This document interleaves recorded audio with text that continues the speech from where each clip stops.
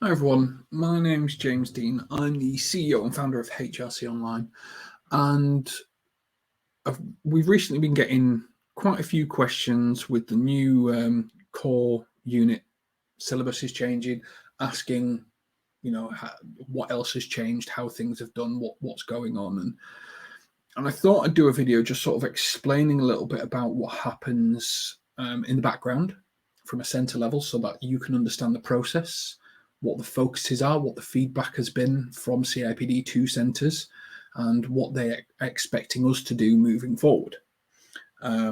Because I've seen a lot of approaches saying things have got stricter, things have changed, and things constantly will change. But I thought if I do a video just explaining what's gone on over the last couple of months in that transition from the old assessments to the new ones, it'll just make everyone feel a little bit better and you'll be able to understand what's going on.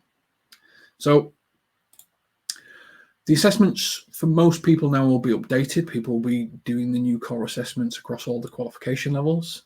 That should have been implemented. The last moderation window for that probably is September. So most centres will be working to different rules and different regulations, but they have to submit it for moderation by September.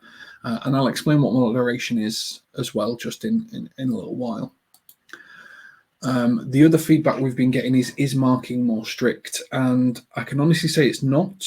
But what the moderators, so what CIPD are looking at when they see the assessments from all centres, the thing that they want us to improve on is consistent, and they fed that back to us. So it may feel more strict because the focus is on a slightly different area to where it's been in the past, but a 4 is still a 4, a 1 is still a 1, 2 and 3 is still 2 and 3. It's just the expectation of what they want to see from centres may have changed a little bit.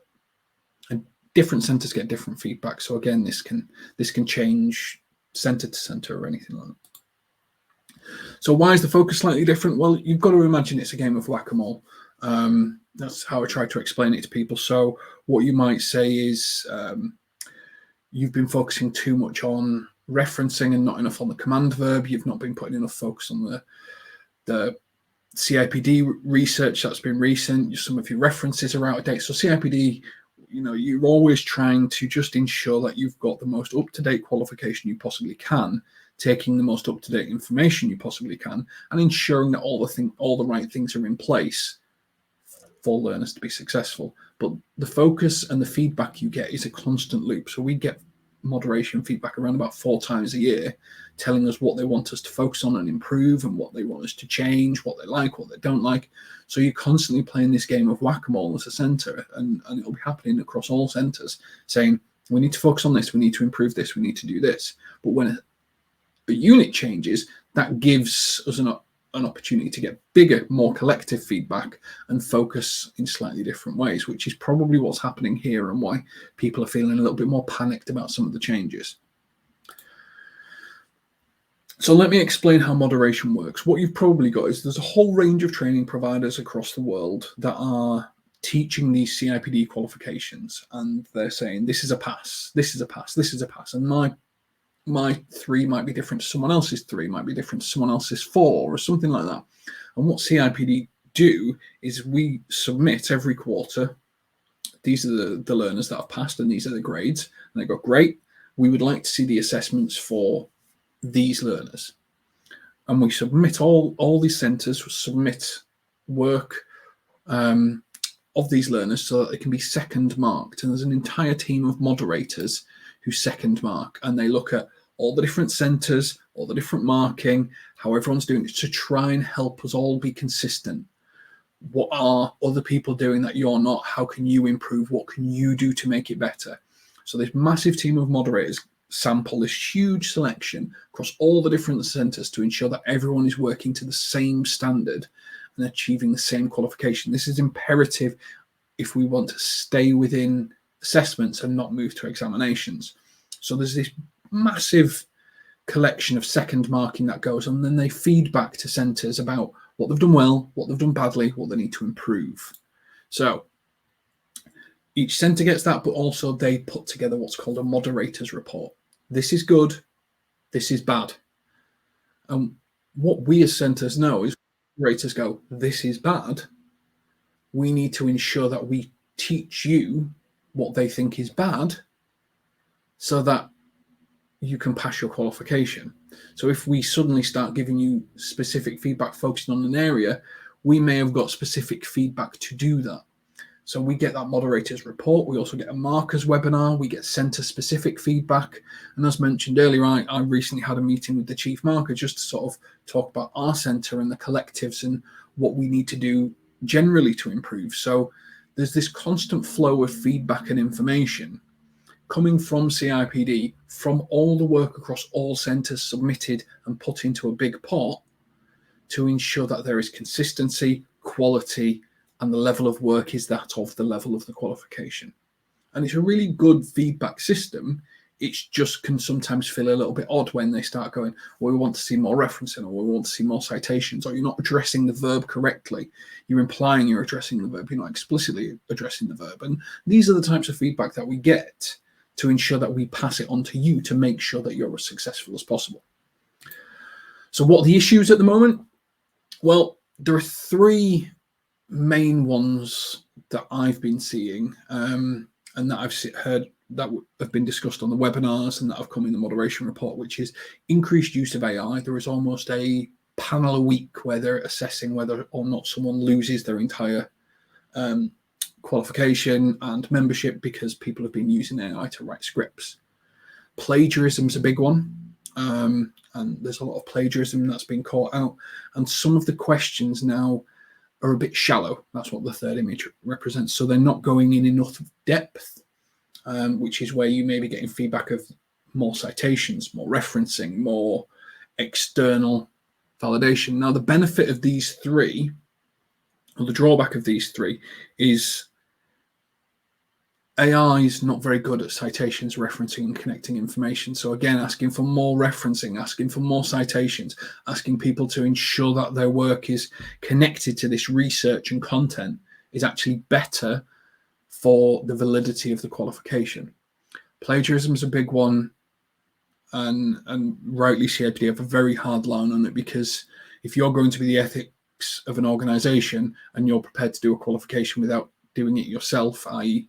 not being ethical, then that's fair enough. And I would always implore people, I know it can be hard sometimes, I know sometimes you can feel lost, but speak to your centre, speak to a trainer, speak to somebody. Don't think the easy way is to cheat, because if you get caught, you can ruin your entire career. And it's not worth it. A couple of the more fun things that have come up in the feedback recently is quotes for Instagram. So if, for example, you want to put in a quotation of what you've heard someone say or someone's mentioned, moderators don't really care about that. They don't really want to see that. And bullet points are for shopping lists. I know sometimes you've got a lot that you want to say and a lot that you want to get out, but unless you're expanding on the point, unless you're actually describing or answering the verb and doing it in that way, they don't really care about bullet points. They don't think it answers the question because it doesn't show that you've understood the element of the bullet point. Try and think subheading is a distinct summary and then write 3 or 4 lines paragraph below. So quotes are for Instagram, bullet points are for shopping lists. So what should you do? What have we been guided to guide you on? How are we going to sort of help you do better? Well, there are 3. I'm going to give you 3 main things that have come out of all these feedback sessions that I've been part of, which is understanding your command verb. So many people just automatically go to explain and, let's say, it's discuss 2 organizational structures. And what you then do is you'll explain what 2 organizational structures are. You're not discussing them. You're just telling me what they are. And the verb is, again, it's very important part of what's come back in all forms of feedback. Making sure you address your command verb is critical. So I would always recommend when you're doing your assessment or anything like that, highlight your command verb, reread your answer going, am I answering that command verb?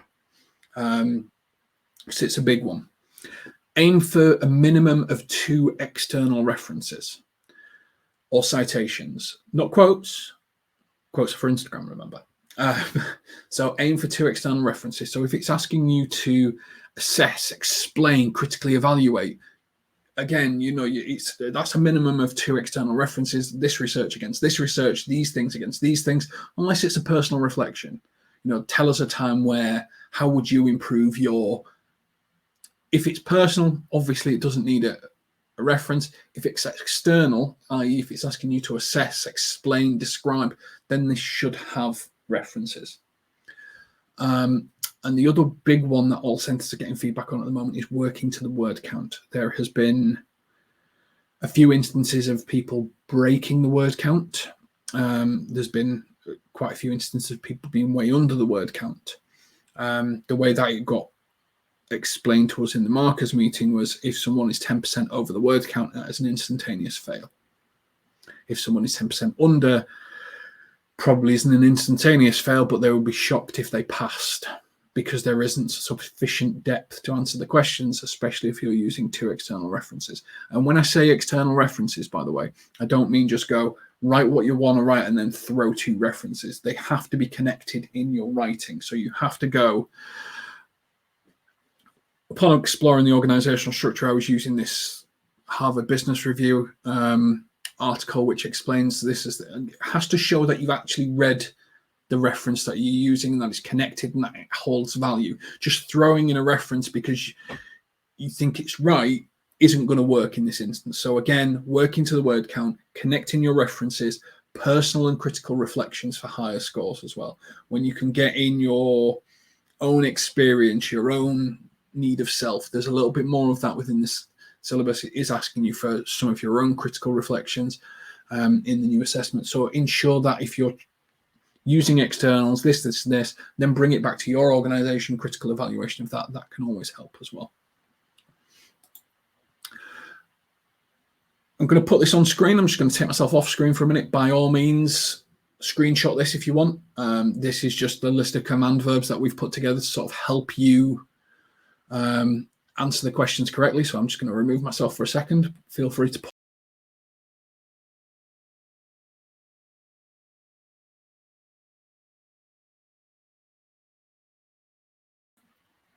I know that sounds, some of this sounds obvious, but honestly, some of the biggest reasons people are referring on their assessments at the moment is because they're not addressing the command verb.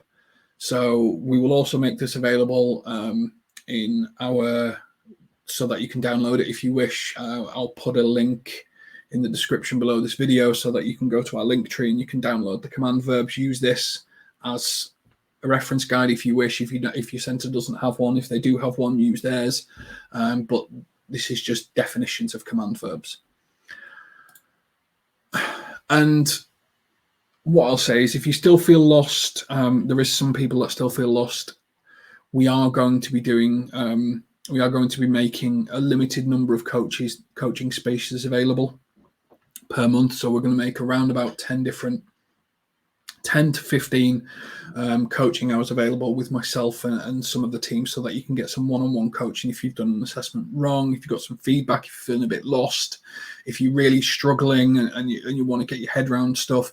We're going to be setting up a whole series of coaching that's going to be available on the website. There'll be a link to the link tree in this description. So if you register and subscribe to that, you'll get a notification when they become available. Will be a first come first served. I anticipate they'll probably go quite quick. If you are currently enrolled with us as a learner, obviously you don't need this. You have completely unlimited access to me and the entire team, and you can just book it in the calendar whenever you wish. But if you are struggling, you are with someone else, and you want some one-on-one support just to sort of go through this and your approach and bounce something off someone else, absolutely fine. We're going to be making a limited number of spaces available for this every month, but it will be done on a first come first serve basis.